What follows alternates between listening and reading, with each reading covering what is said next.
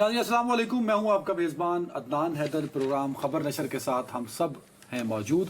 नुसरत जावेद के साथ। नुसरत साहब देखें, मैं मुसलसल कहे चले जा रहा हूं और बार बार कहे चले जा रहा हूं, सबूतों के साथ कहे चले जा रहा हूं कि ये हुकूमत, मौजूदा हुकूमत मुस्तहकम मुस्तहकम मुस्तहकम होती चली जा रही है। और सबूतों के तौर पर कई रेफरेंस मैंने आपके सामने रखे हैं, और एक सबसे बड़ा रेफरेंस एतवार के दिन वज़ीर आज़म साहब, जिनको मैं सबूतों के साथ की बात क्लेम करता हूँ कि वो पाकिस्तान की तारीख के दूसरे ताकतवर तरीन वज़ीर आज़म हैं इन 15 सालों की तारीख के। पीछे न चले जाइएगा। उन्होंने सऊदी अरब पहुँच के रियाज में मौजूद थे।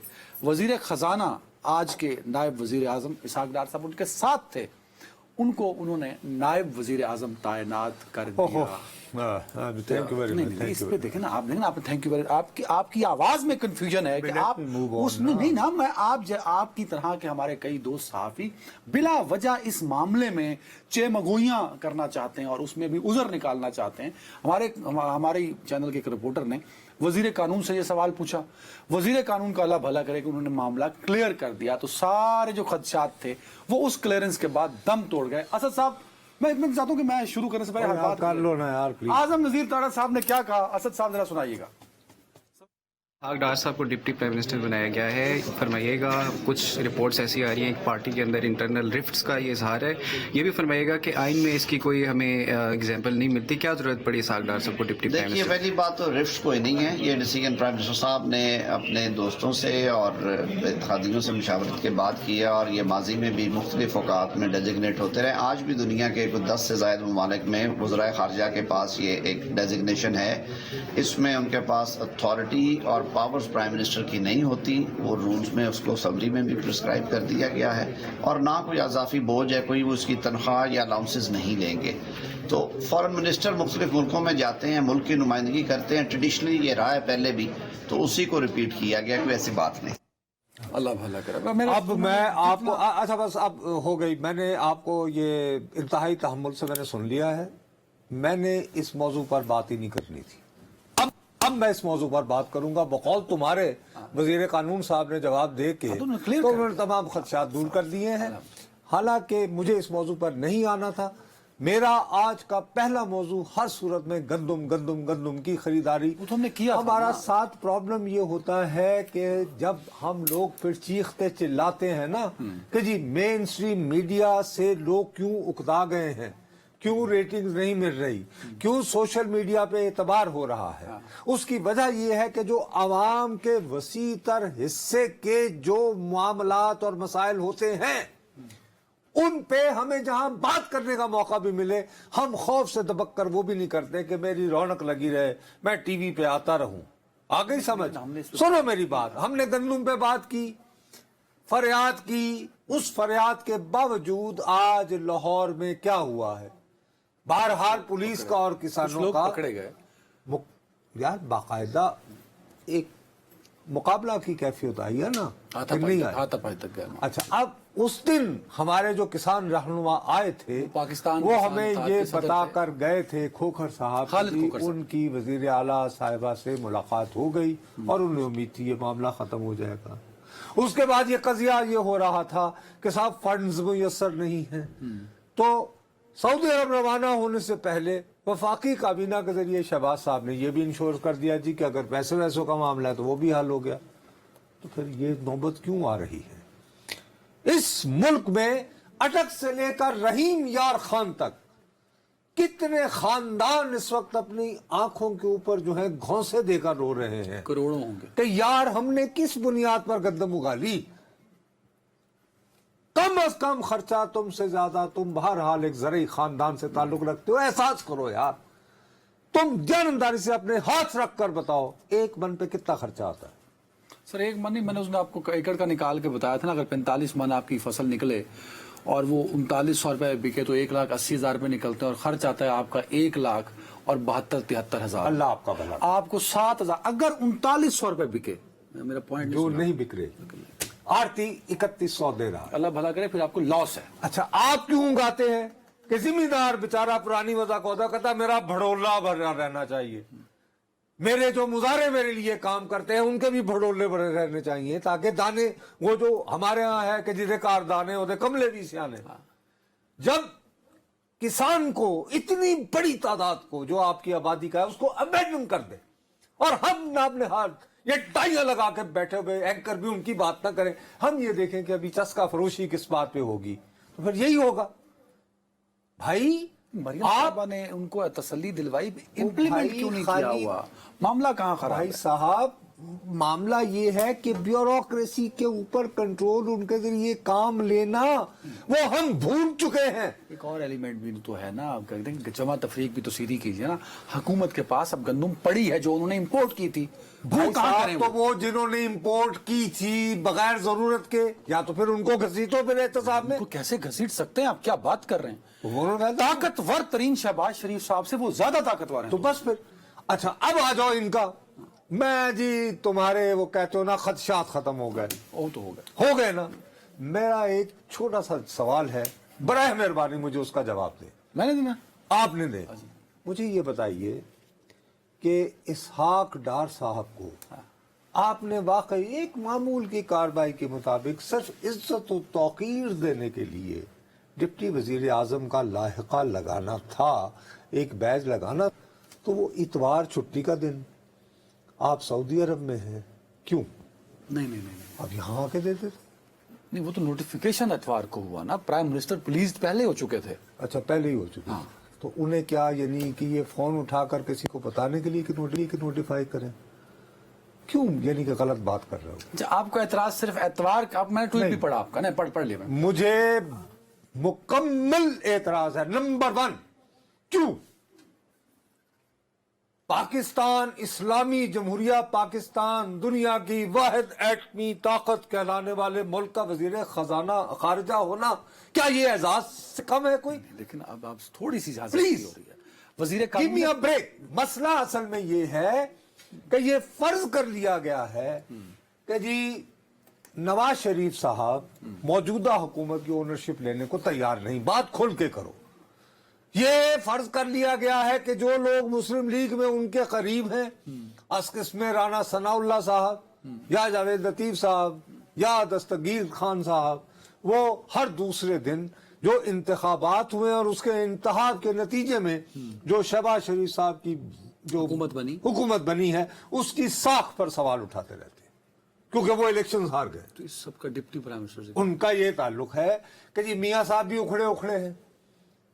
क्या तुम इस बात को डिनाई करते हो कि डार साहब को बाकायदा हमारे कुछ लोगों ने दरखास्त की, जो जरा हुकूमती मामलात में मुशावरत करते हैं, सरपरस्ती में लफ्ज इस्तेमाल नहीं करता, हाँ।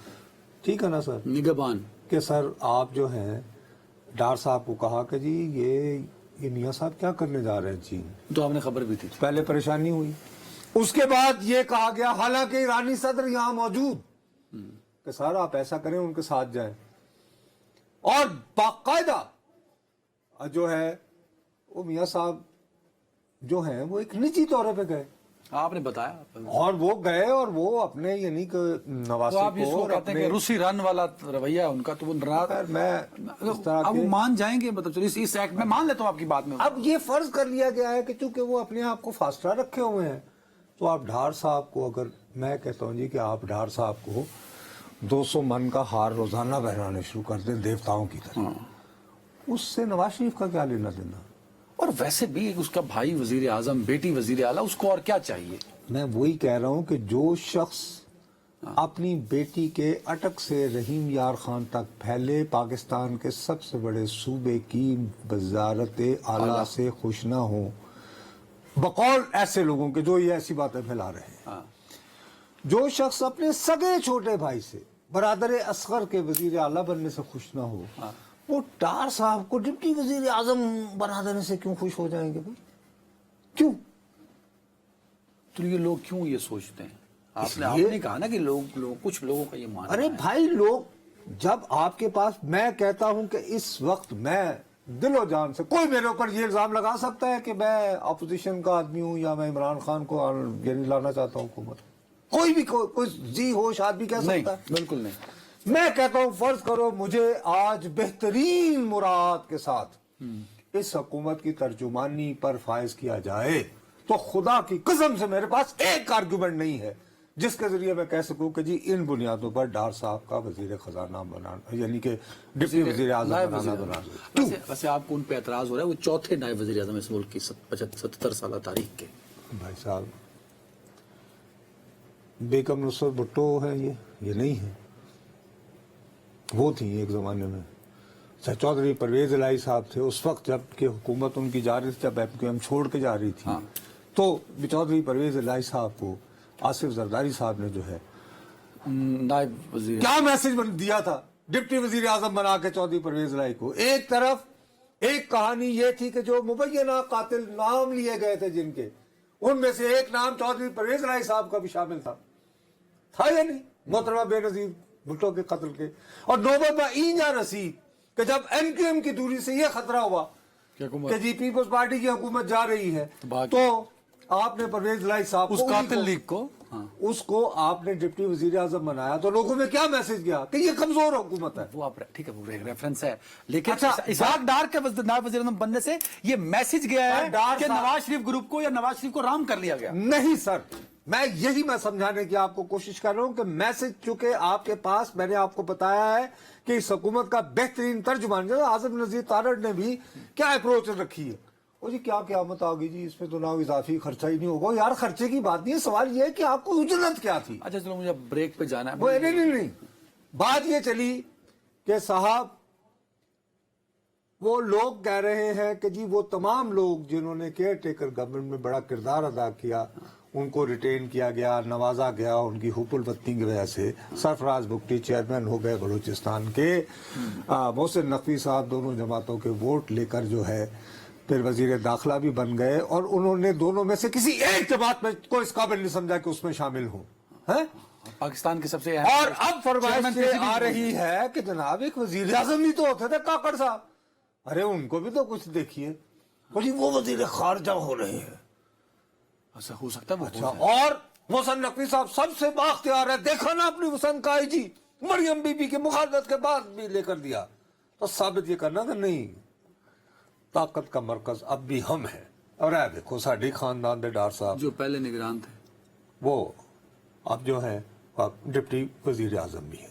سر اس سے غلط میسج جاتا ہے جو اور آپ یہ دیکھیے کیا ہوا ہے، کتنی یوں ریکارڈ بنا رہی تھی آپ کی اسٹاک ایکسچینج، آج کیا میسج گیا؟ وہ ایک آدھ دن اوپر نیچے ہو جاتی ہے. نہیں یار، ایک میسج یہ گیا کہ اچھا یہ جو وزیر خزانہ ہے اورنگزیب جن کو لایا گیا ہے ان کو بھی سینیٹر بنایا گیا ہے.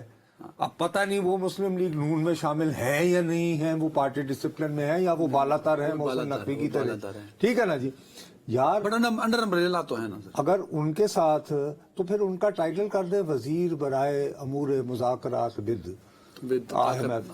چلو اچھا مجھے بریک پہ جانا. ایک جلدی سے بات، ایک بات تو آج مانیں کہ شہباز شریف نے یہ بتایا ہے کہ اتوار کو بھی وہ چاہیں تو اپنا نائب مقرر کر سکتے ہیں. کوئی مائیکل انہوں نے یہ کہا ہے کہ جب میرے بارے میں یہ تاثر ہو کہ ہمیں کمزور حکومت ہے تو میں سعودی عرب میں بھی بیٹھا ہوا کہوں گا کہ نہیں میرے بھائی جان راضی ہو جائیں گے اگر میں نے یہ نوٹیفیکیشن کر دیا. یہ میسج کیا ہے؟ اپنی مرضی سے لگایا ہے کہ کسی کو راضی کر کے لگایا؟ وہ بھی یہ سوچ رہے ہیں، اکثر یہ پوچھ رہے ہیں، ڈار صاحب سے بھی پوچھا گیا ہے، شہباز صاحب سے بھی پوچھا گیا کہ بھائی جان آپ اتنے ناراض کیوں ہیں، اور آپ کے جو ساتھ ان کے جو قریبی تصور کیے جاتے ہیں وہ میڈیا میں آگے کیوں ایسا. اور میرا خیال ہے اب ان میں سے کم از کم 2 بندوں کو رام کرنے کے لیے جلد ہی مرکز ٹیم نواز شریف کو راضی کرنے کا ٹیم نواز شریف کو رضامند کرنے کے لیے ایک یہ بھی ہوگا کہ جو بہت نمایاں آج کل انٹرویوز وغیرہ کر رہے ہیں شاید ان میں سے 1 یا 2 بندے کچھ دنوں میں آپ کو مرکز میں اہم عہدوں پر فائز نظر آئے بحیثیت ایڈوائزر ٹو پرائم منسٹر. تو گڈ پھر ٹھنڈ پہ جائے گی سارے اندر کسانوں نہ لڑی جاؤ، انہوں نے گندم نہ خریدو، میرے اور تمہاری زندگی تباہ کرتے رہو. پہ تو کسی سوچے گا ہی نہیں نا، وہ تو بس ہم نے انہیں رکھا ہوا ہے سائڈ پہ. اللہ معاف کرے ایسا نہیں. اس کو اگر تم حکومت چلانا، میں خود کسان کا بیٹا ہوں، کسان کا جس طرح حق مارا جا رہا ہے ہم اس پہ شرمندہ ہیں. اینی وے نصرت صاحب اور میری طرف سے گڈ لک ٹیم نواز. ایک بریک.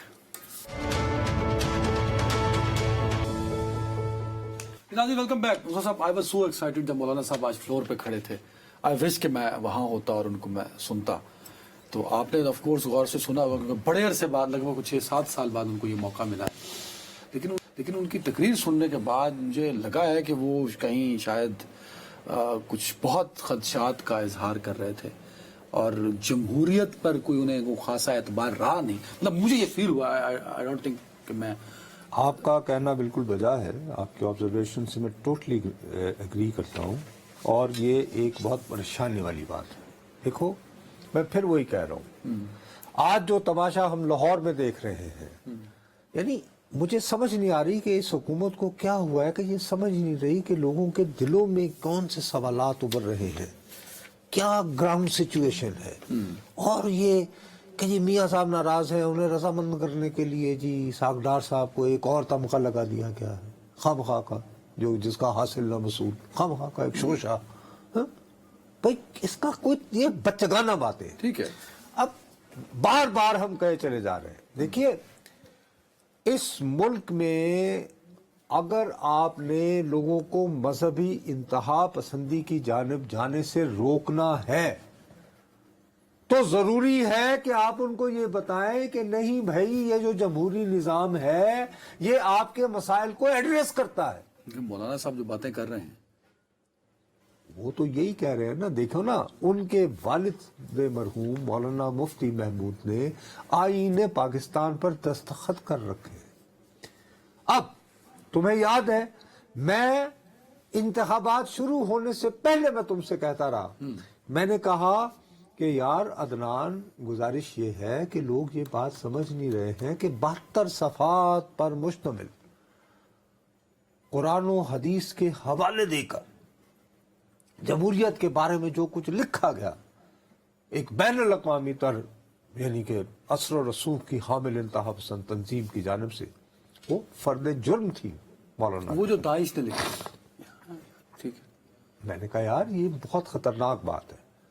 اب یہ بات جو ہے دیکھیے مولانا نے ایک رکھا ہوا تھا کہ ایجوکیشنل پالیٹکس کے لیے مدارس, طالب علم, ایکٹیوسٹ اپنی جگہ, لیکن یار حکومت بھی چلانی ہے. اس کے لیے فرض کرو اگر آپ مذہب نور عالم جو ہے وہ جمعیت علماء اسلام میں ہے, عدنان شامل ہونا چاہے کہ ٹھیک ہے یار یہ لڑکا ہے, اس کو ہاں نور عالم خیر جیتے بھی نا کے پی کے سے. ایک ویسے بات بتا رہا ہوں نا, اب ان کو بنیادی مسئلہ یہ ہو رہا ہے, اب وہ خود اپنی تقریر میں فرما رہے ہیں کہ جناب ہمارے ہاں جمہوریت صرف دکھاوے کی ہے, فیصلے کوئی اور کرتا ہے, اور انہیں سیاستدانوں کا ایک چہرہ درکار ہوتا ہے کہ وہ عوام کی گالیاں کھائے. اور وہ اپنی تقریر کا آخری نقطہ یہ نکالتے ہیں کہ شہباز صاحب آپ بھی حکومت چھوڑیں. اور اگر اب یہاں پہ میرا مولانا سے اختلاف شروع ہوتا ہے کہ مولانا اگر آپ واقعتاً یہ سمجھتے ہیں کہ 2024 کے دن 8 فروری کو نشستیں بکی ہیں اور آپ سردار ایاز صادق صاحب اسپیکر کی آنکھوں میں آنکھیں ڈال کر کہتے ہیں کہ سردار صاحب آپ بتائیے آپ لاہور کے انتہا سے مطمئن ہیں. انہوں نے کہا جی میں تو مطمئن ہوں, کیونکہ اگر وہ مطمئن نہ ہوتے تو وہ اسپیکر کی کرسی پر نہ بیٹھے ہوتے. سیدھی سی بات ہے. بہرحال اب سوال یہ اٹھتا ہے کہ مولانا صاحب میں آپ سے 10 بستہ یہ عرض کرتا ہوں کہ اگر جمہوریت اور جمہوری نظام اس وجہ سے ناکام ہوا ہے کہ فیصلہ کرنے والے کوئی اور ہیں اور بقول آپ کے 8 فروری 2024 نشستیں بکی ہیں, تو کیا یہ سانحہ صرف اٹک سے رحیم جان خان کے مابین ہوا ہے؟ نہیں, کے پی کے کا بھی وہ کہتے ہیں, وہ بلوچستان کا بھی کہتے ہیں. اگر آپ بلوچستان کا تو برملا کہتے ہیں, اگر آپ یہ بات برملا تسلیم کرنے کو تیار نہیں ہیں کہ آپ کو آپ کے صوبے کے عوام نے ریجیکٹ کر دیا اس لیے آپ کو پشین سے الیکٹ ہونا پڑا, پہلے تو آپ بھی ذرا وہ کہہ رہے ہیں مینج کیا نا اصل کے دل بڑا کر کے پھر مولانا یہ کہیں کہ حتیٰ کہ شہباز شریف صاحب آپ کس گماں میں مبتلا ہے, میں اور میری جماعت اس کو تو میرے صوبے کے عوام نے ریجیکٹ کر دیا. نہیں, یہ بات تو وہ مان ہی نہیں رہے نا نصرت صاحب, وہ یہ کہہ رہے ہیں کہ میری جو نشستیں مجھ سے چھینی گئیں مینج کر کے. پھر وہی کہہ رہا ہوں نا, تو پھر یہ ہے کہ یہ friends to all sincere to none والی پالیٹکس تو نہیں چلتی نا. آپ شہباز شریف استعفیٰ دیں تو پھر بقول آپ کے اگر نشستیں بیچی اور خریدی گئی ہیں تو پھر علی امین گنڈا پور بھی کیوں استعفیٰ نہ دے؟ پھر بلوچستان کا چیف منسٹر بھی کیوں استعفیٰ نہ دے؟ پھر وہ تو کہتے ہیں کہ سب باہر نکلے، سب جائے، ہاں وہ تو کہتے ہیں. اب انہوں نے کہا ہے سب کو کہ ہمارے ساتھ آگے بیٹھ جائیں، چھوڑ دیں حکومت. چھوڑ دیں. ہاں. اور پھر خود کیا وہ صیغہ استعمال کر رہے ہیں کہ اگر پی ٹی آئی حکومت جیتی ہے تو اسے حکومت دے دیں. بس شہباز صاحب آئے اور کہیں گے لو جی اپنا عمران خان گور صاحب. اچھا، ان سے پہلے اچھا یہی مشورہ انہوں نے بلاول بھٹو کو بھی دیا. اب پیپلز پارٹی نے کتنے سگنل دیے. بھائی یہ جماعت 92 سیٹس لینے کے باوجود رضامند نہ ہوئی. اچھا یہ بات ہم بھی اس شو میں کہتے رہے کہ جناب عمر ایوب صاحب آپ جائیں، آپ جائیں ادھر، یہ ادھر. اور یہ نہیں گئے میرے خیال میں پیپلز پارٹی کے پاس، ایم کیو ایم کے پاس، کسی کے پاس. گوریاں نو پراں کرو کہ ہم تو یہ تو چور لٹے رہے ہیں. اچھا اب وہ بات بھی کرتے ہیں کہ جی ہم نے بات کرنی ہے تو ان سے کرنی ہے.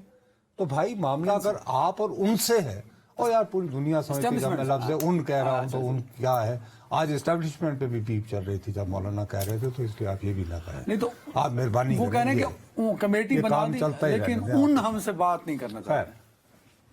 اگر ایک طرف تو عالم یہ ہے کہ پی ڈی ایم کے بانی جنہوں نے بلاول ہیں، اوہو یعنی بانی سربراہ، یار میں کہنے والا آپ نے ایک دم سے چکے اچک کے، آپ کو تو کچھ چیزوں کی وضاحت کی ضرورت ہوتی ہے، پلیز ٹرائی ٹو ٹھیک ہے. بانی سربراہ میں کہہ رہا ہوں کہ پی ڈی ایم کے بانی سربراہ جو ہیں انہوں نے سابقہ انتخابات کی ساکھ پر سوالات اٹھائے تو آپ ان کی حمایت کرتے رہے اور آپ بڑے خوش رہے. ٹھیک. اب وہ جب 2024 کے انتخابات کی ساکھ پر سوال اٹھا رہے ہیں تو پھر تحریک انصاف کس منہ سے کہہ رہی ہے کہ ہم تو 120 سیٹیں جیتے تھے؟ ایک سوال بنتا ہے نا. تو کہیں نہ کہیں تو گڑبڑ ہے.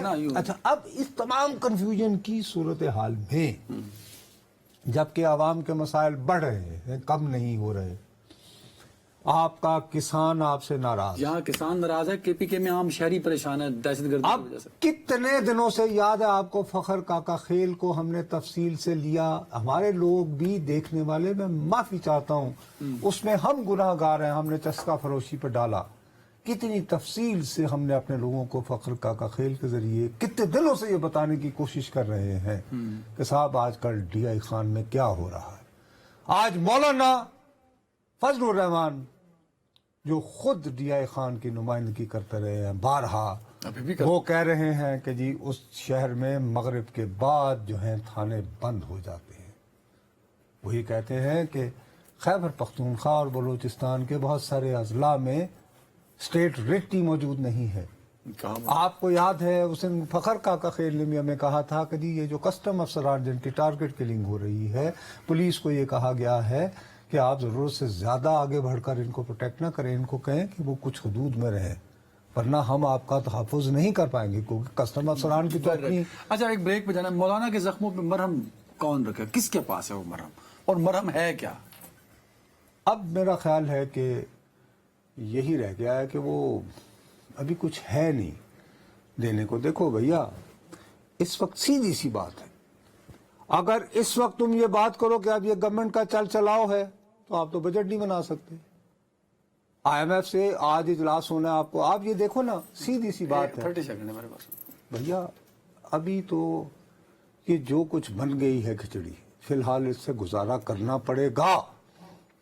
اس طرح کی مزاحمتی بیانی سے کچھ نہیں ہونا جو مولانا صاحب بدقسمتی سے نہیں ہوگا. اور اس میں ایک اور ہوگا کہ اگر آپ اسی طرح مزاحمتی بیانیاں کو کرتے رہیں گے کہ نہیں جی ہم تو سڑکوں پر ہی جا رہے ہیں، تبدیل کر رہے ہیں، تو پھر نتیجہ 1977 والا ہو سکتا ہے، دوسرا نہیں. اللہ معاف کرے ایسا نہ ہو. ایک بریک نا.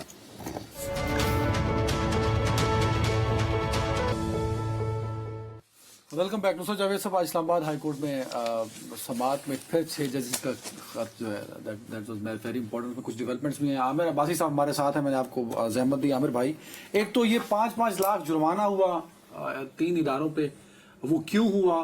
اور 6 ججز کا خط موضوع بحث बहुत बड़े ताबनाक अंदाज में रहा। मैं चाहूंगा उस हवाले से अपडेट कीजिएगा हमें। थैंक यू अदनान साहब। आज इस्लामाबाद हाई कोर्ट में एक बार फिर समाअत थी। ऑडियो लीक्स, आपको याद होगा एक ज़माने में बहुत तवातुर से ऑडियो लीक्स होती थी, फिर वो सोशल मीडिया और फिर मेन स्ट्रीम मीडिया पर भी चलती थी। तो उसमें बुशरा बीबी और लतीफ़ खोसा साहब की भी एक ऑडियो थी और साकिब निसार साहब के साहबजादे की भी ऑडियो थी। उन्होंने चैलेंज किया था इस मामले को, इस लीकेज को भी, इस रिकॉर्डिंग्स को भी, और फिर इनको पब्लिक करने और टीवी चैनल्स के ऊपर चलाने पर। तो ये मामला इस्लामाबाद हाई कोर्ट में ज़ेर समाअत था। जस्टिस बाबर सत्तार साहब इस पे बहुत सख्त अहकामात भी जारी कर चुके थे, पीटीए को भी, पैमरा को भी, एफआईए को भी, और इसके साथ साथ आईबी को भी। लेकिन आज हैरान कुन तौर के ऊपर अचानक ही इन चारों इदारों ने एतराज़ कर दिया था जस्टिस बाबर सत्तार साहब पे, और ये कहा कि क्योंकि उन्होंने जो ख़त लिखने वाले 6 जजेस थे उनमें शुमार होता है जस्टिस बाबर सत्तार साहब का, लिहाजा इस बुनियाद के ऊपर वो रिफ्यूज़ कर दें, रिक्यूज़ कर लें और अलग हो जाएं बेंच से और किसी और अदालत में ये मुकदमा भेज दें। तो एवरीबडी वाज एक्सपेक्टिंग, सभी एक्सपेक्ट कर रहे थे कि शायद जज साहब अलग हो जाएंगे और केस जो है वो आगे दूसरी अदालत में चला जाएगा। लेकिन जब समाअत शुरू हुई, अटॉर्नी जनरल आए, उन्होंने कहा कि सर पहले जो वकील हैं लतीफ़ खोसा साहब, इनके आर्गूमेंट सुन लेते हैं, बुशरा बीबी साहिबा के आर्गूमेंट्स, फिर मैं जवाब दूंगा। तो अदालत ने कहा कि सबसे पहले तो उन दरखास्तों पर आ जाएं जो इन इदारों की तरफ से दायर की गई। उन्होंने कहा बहुत सीरियस एलिगेशन ये कहा गया कि इंसाफ नहीं होगा, तो मुझे बताएं कि क्या ग्राउंड है कि मैं बेंच से अलग हो जाऊं। तो फिर अटॉर्नी जनरल साहब, आपको पता है बहुत जो है वो एक्सपर्ट हैं, वो खुद जाके पीछे बैठ गए। उन्होंने एडिशनल अटॉर्नी जनरल को कहा कि आप आगे आके आर्गूमेंट्स दें। फिर अदालत ने पूछा कि सबसे पहले बताया जाए किसको एतराज है। तो आपने ये क्यों कहा अटॉर्नी जनरल बहुत एक्सपर्ट हैं? जी, अटॉर्नी जनरल साहब को अंदाजा हो गया था कि झाड़ पिलाई जाएगी उनको और उन्हें डांट डपट होगी, तो लिहाजा वो खुद जाके पीछे बैठ गए और उन्होंने एडिशनल अटॉर्नी जनरल को कहा कि अब आप संभालें अदालत को। तो additional attorney general Munawar Duggal साहब हैं, वो बेचारे आए और डरते डरते उन्होंने आर्गूमेंट्स अपने शुरू किए। उन्होंने कहा कि क्योंकि जो ख़त लिखा गया इस्लामाबाद हाई कोर्ट के 6 जजेस की तरफ से, उस ख़त में क्योंकि आपने भी वो ख़त तहरीर किया है और उसमें ये कहा गया कि जो इंटेलिजेंस एजेंसीज मुदाखलत कर रही हैं वो मामला सुप्रीम कोर्ट में आज खुद नोटिस में पेंडिंग है, वो इंक्वायर होगा, नहीं होगा, जो भी मामला होगा तब तक आप इस बेंच से अलग हो जाएं, क्योंकि ये बेंच भी, इसमें उन्हीं इदारों को नोटिस जारी किए गए। तो जस्टिस बाबर सत्तार ने कहा कि देखें, सबसे पहले तो ये बताएं कि एफआईए का क्या ताल्लुक है इंटेलिजेंस एजेंसीज के साथ। अदालत ने पूछा कि क्या वो इंटेलिजेंस एजेंसी है, तो कहा गया नहीं, वो एक इन्वेस्टिगेशन एजेंसी है। तो अदालत ने कहा कि फिर कैसे आप कह सकते हैं कि जो जज हैं वो बायस्ड हैं या जज के ऊपर एतराज़ कर सकते हैं। तो जो एडिशनल अटॉर्नी जनरल तो ने कहा कि क्योंकि आपने खत में ये कहा है कि एग्जेक्टिव पूरी जो है वो मुदाखलत कर रही है, तो एग्जेक्टिव के नीचे ही एजेंसीज भी यार आती हैं। देखिए, एक मिनट चूंकि Aamir, I am really sorry, आप बड़ी तफसीलात में बता रहे थे, इसका काफी सुबह से चल भी रहा है रेगुलर सोशल मीडिया पे। देखिए, मैंने जब ये खत आया था तो मैंने गालिबन, आप इस बात से इत्तेफाक करेंगे कि मैंने ये कहा था कि डैमेज हैज बीन डन। बिल्कुल सर। अब आज का जो वाकया हुआ है, क्या उसके बाद आप क्या ये महसूस नहीं कर रहे कि एग्जेक्टिव जो है एज इदारा, अब एग्जेक्टिव अब हाई कोर्ट नहीं बल्कि अदलिया और इंतजामिया जो है, ये 2 सतून अब एक दूसरे के माबैन, एक उनके अंदर किसी वर्किंग अंडरस्टैंडिंग, गलतफहमियां दूर होने के, यानी पुश बैक वाली पोजीशन आ गई है। अदालत इंतजामिया को पुश कर रही है, इंतजामिया अदालत को कर रही है। तो ये रियासत के 2 सतूनों में आप झगड़ा नहीं समझ रहे कि शुरू हो गया है या बढ़ रहा है कम से कम? जी बिल्कुल नुसरत साहब, आज जो कमरा अदालत का माहौल था वो भी बहुत टेंस था, और उस वक्त जब जो एग्जेक्टिव के इदारे हैं वो एतराज कर रहे थे जज साहब पे, और जज साहब फौरन ऑर्डर्स पास करते थे कि ये भी डिसमिस है, कंटेम्प्ट नोटिस जारी कर रहे हैं, 500,000 का जुर्माना किया जा रहा है, अगली पिटीशन ले आए। अगला कौन है एतराज करने वाला? फिर पता चला आईबी आ गई। उन्होंने पूछा कि आपको किसने अथॉरिटी दी, उनकी जो पिटीशन थी उस पर उनको जाती हैसियत में तलब कर लिया। उन्होंने पूछा अगला तीसरा एतराज करने वाला कौन है, तो पता चला पैमरा है। उन्होंने कहा आपको किसने ऑथराइज किया था, वो भी दरखास्त डिसमिस हुई। सो इतना स्पीडी हुआ सब कुछ, और बिल्कुल आमना सामना लग रहा था कि एग्जेक्टिव के इदारों का और जुडिशरी का। अब इस सारे मामले में ये बताइए कि कल इन्हीं ऑनरेबल जजेस के लिखे हुए खतूत की बुनियाद पर गालिबन कल फुड कोर्ट का इजलास भी होना है जी। तो क्या आप ये महसूस करते हैं कि वहां पर भी मामलात हमें ज्यादा गंभीर होते नजर आएंगे, कि या आप उससे बेहतरी की उम्मीद रख रहे हैं। नुसरत साहब, ये जो खत वाला मामला है, जिस तरह आप फरमाते हैं कि डैमेज हैज बीन डन, और ये वो डैमेज है जो रुक भी नहीं रहा। अब कल पहले तो ये तय हुआ था कि फुल कोर्ट जो है वो कोर्ट होगी, फुल कोर्ट होगी, लेकिन बाद में पता चला, और जो कॉज लिस्ट जारी हुई है उसमें अब वो 6 जजेस ही समाअत करेंगे। और इसमें जो हमारे ज़राए हैं वो बताते हैं कि बहुत से जजेस में ये इख्तलाफ पाया जाता है कि ये तय हुआ था कि फुल कोर्ट समाअत करेगा, लेकिन अब जो कॉज लिस्ट आई है वो अब सुबह 11:30 बजे सुप्रीम कोर्ट ऑफ पाकिस्तान में 6 रुकनी जो लार्जर बेंच है वो समाअत करेगा। और इसमें कुछ भी हो सकता है, क्योंकि अब इसमें एक चीज और, आमिर भाई कथा कलामी की माफी, चीफ जस्टिस ने 2 मरतबा उस बात को दोहराया था कि सब्जेक्ट टू अवेलेबिलिटी ऑफ जजेस। सब्जेक्ट टू अवेलेबिलिटी ऑफ जजेस कैसे रहे? आप क्योंकि कोर्ट रिपोर्टिंग करते हैं, तो क्या जजेस इस्लामाबाद में अवेलेबल हैं, या उनके मुख्तलिफ बेंचेस हैं, या कुछ छुट्टियों पर भी हो सकते हैं, या कुछ, तो क्या आपने इसको रीचेक किया है कि नहीं? जी अदनान साहब, जजेस जो हैं वो ऑलरेडी, क्योंकि उनको तमाम जो रजिस्ट्रीज हैं वहाँ पर ड्यूटीज असाइन हैं, तो जजेस तो अवेलेबल नहीं है। लेकिन इतना बड़ा जब केस होता है तो उससे पहले, क्योंकि हफ्ता पहले कॉज लिस्ट जो है वो प्रिपेयर हो जाती है, तो अगर इतने अहम मुकदमे में 1 महीना पहले, क्योंकि इसकी आई थिंक 2 मई को समाअत हुई थी, 2 अप्रैल को समाअत हुई थी, तो 1 महीना था, और इसमें अगर ये तय करना होता और ये फैसला करना होता कि फुल कोर्ट इसमें बैठेगी, तो फिर इसको तय करने में कोई मसला नहीं था, जजेस आ सकते थे। और जिस तरह का ये एक मसला है, आज भी जस्टिस बाबर सत्तार ने कहा कि ये अदलिया के अंदर एक बहुत बड़ा मसला है, तो इसको अदलिया ने खुद ही तय करना है। तो जब तक अदलिया इस पूरे मामले के ऊपर इकट्ठे बैठ के इस मसले को हल नहीं करेगी, क्योंकि आपको याद होगा कि पहले भी वो बेंचेस के ऊपर इख्तलाफात आते रहते हैं कि शायद बेंच छोटा था, बड़ा था, जजेस कम थे, ज्यादा थे, 4-3 का फैसला है, 3-4 का फैसला है। तो वंस फॉर ऑल अगर इस मसले को हल करना है, और जो इंस्टीट्यूशंस आमने सामने हैं, तो अगर इसमें एक फुल कोर्ट बैठकर फैसला नहीं करेगी, तो फिर बहरहाल इसके ऊपर एतराज़ात और सवालात। मैं आमिर भाई आप साथ ही रह गया। नुसरत साहब, 2 चीजें, एक तो मैं, आपने मुझे कहा मैं कोर्ट जा नहीं सका, बट मैंने लाइव वो सुनी सारी प्रोसीडिंग्स, तो वहां तो जो आमिर बात कर रहे हैं तभी मामला क्लियर होगा, क्योंकि बहुत सारे बात रिमार्क्स जजेस के और वकला के जो दलाइल थे वो ये बात इंडोर्स कर रहे थे कि जिन्होंने खत लिखा है उन्होंने जो वजूहात थी उस पर एम्फेसिस नहीं किया। एक तो ये पॉइंट था।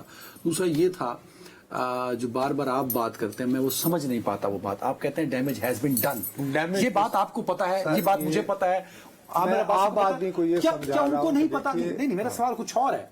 क्या अदालत उज़्मा, अदालत आलिया के चीफ जस्टिस और जुडिशल काउंसिल, क्या इनको नहीं पता कि डन तो डैमेज हैज बीन डन, तो वो उसके रिकवरी के लिए कुछ इकदाम करें? मुसीबत ये है कि इस वक्त चूंकि एक हवाले से देखा जाए तो ये रियासत के 3 सतूनों की आपस में लड़ाई है। आपने 2 का कहा था। सुनो ना, इसमें सबसे लिसी सामी पहले ही जो हिम्मत हार बैठी है वो है सो कॉल्ड मुकन्नना, आवाम के मुंतखब करता ये पार्लिमानी इदारे, जिसकी अपनी साफ पर वहां खड़े हुए शख्स मौलाना फजलुर रहमान सवाल उठा देते हैं। खल्के खुदा का रोना ये है कि यार मेरी गंदुम जो है वो नहीं है, तुम्हारा और मेरा रोना ये है कि मुझे जो बिजली का बिल आ रहा है, जो गैस का बिल आ रहा है, वो मैं अदा करने के काबिल नहीं हूँ। तो इस वक्त तो ये है कि हमारे जो हुक्मरान तबकात हैं इनका आपस में ये तय करना है कि कौन बड़ा मियाँ है, अदलिया ज्यादा ताकतवर है या एग्जेक्टिव है। तो ये टेंशन डैमेज वाली ये मैं उस हवाले से मैं कह रहा हूं।